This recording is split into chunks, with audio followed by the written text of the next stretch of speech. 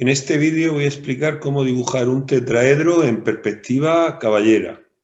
Lo primero tenemos que saber cómo es la perspectiva caballera. Normalmente los ejes en perspectiva caballera van a formar siempre 90 grados entre este eje Z y este eje Y, y el que va inclinado, como que es denominado eje X, normalmente suele tener un ángulo de 135 grados. Desde el eje Z hasta el eje X.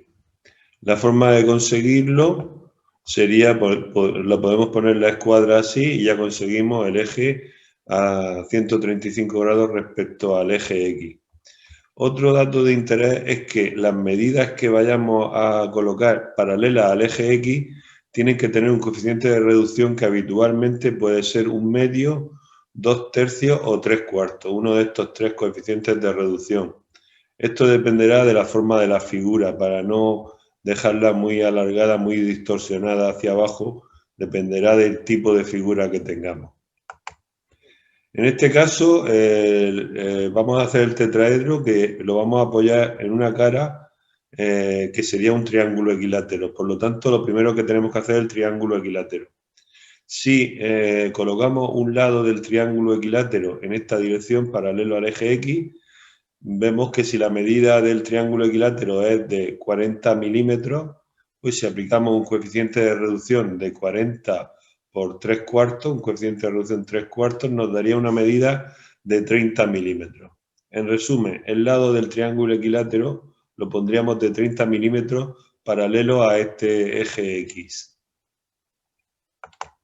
A continuación tenemos que llevar la altura del triángulo. La altura del triángulo la tenemos aquí. Es 34,64 para un triángulo de 40. Pues esa medida directamente es la que tenemos que poner en el eje Y, ya que en el eje Y las medidas no van a sufrir ningún tipo de reducción. Entonces directamente la altura de nuestro triángulo equilátero, que sería la altura de la cara, te la ponemos aquí y ya podemos dibujar el triángulo equilátero. A continuación, lo que me va a interesar es determinar el centro de gravedad del triángulo equilátero, donde es el ortocentro o también el baricentro.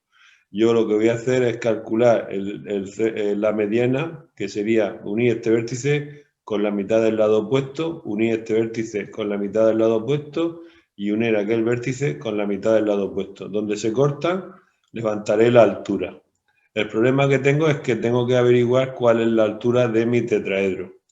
Para conocer la altura real del tetraedro, he traído el dibujo en el espacio y vamos a analizar este triángulo. Este triángulo tiene como, este triángulo que viene aquí, tiene como cateto 2/3 de la altura del triángulo de la cara, del apoyo, y como otro cateto es precisamente la altura real del tetraedro.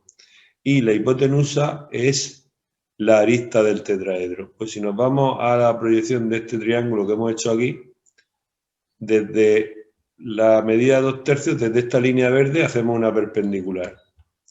Con centro en este punto hacemos este arco. Y cuando ese arco que pasa por este vértice y tiene centro aquí, corta a la perpendicular de color morado, tenemos ya el triángulo resultante. Este triángulo resultante es el equivalente a este triángulo que tenemos aquí. Y me ha servido para calcular la altura real del tetraedro. Esta altura real del tetraedro la colocamos en este punto y la medimos hacia arriba, paralela al eje Z, y tenemos que medirla tal cual, con esta medida, ya que en esta dirección tampoco hay reducción. Recordad que solamente hay reducción cuando dibujamos en esta dirección paralela al eje X. Pues bien, si ahora unimos este vértice con los tres de la base, tendríamos el tetraedro. Observar que este vértice de aquí queda tapado y por lo tanto va en línea discontinua. Tendríamos que hacer una línea discontinua hasta este vértice, que sería la cara de la cara prácticamente está apoyada por dos líneas discontinuas, y desde este punto discontinua también hasta el vértice superior. Si quieres ver más vídeos como este, entra en internet y teclea dibuja Carnot.